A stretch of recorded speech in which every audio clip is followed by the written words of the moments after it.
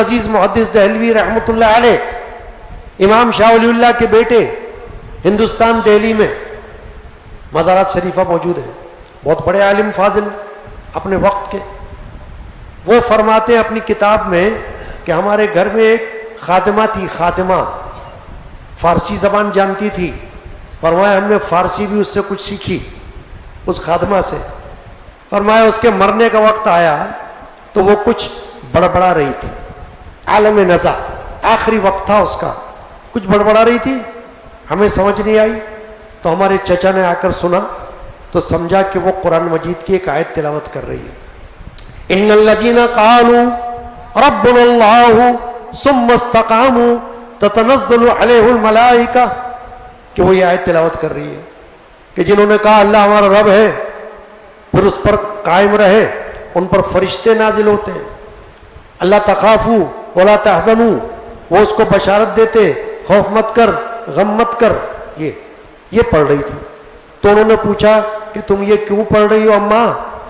وہ خاتمہ بوڑھی عورت تھی، تو اس نے کہا کہ میرے سامنے فرشتے آئے ہوئے ہیں، میرا آخری وقت ہے، میں فرشتوں کو دیکھ رہی ہوں اور فرشتے مجھ کو خوشخبری سنا رہے ہیں۔ خوشخبری کیوں سنا رہے ہیں؟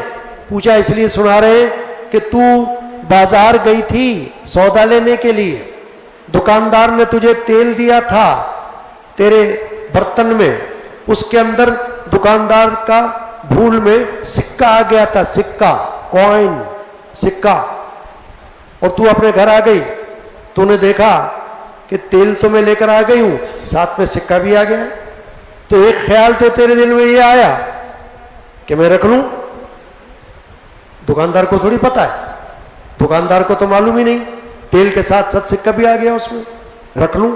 نہیں، پھر خیال آیا کہ نہیں، مجھے رکھنے کا حق نہیں ہے۔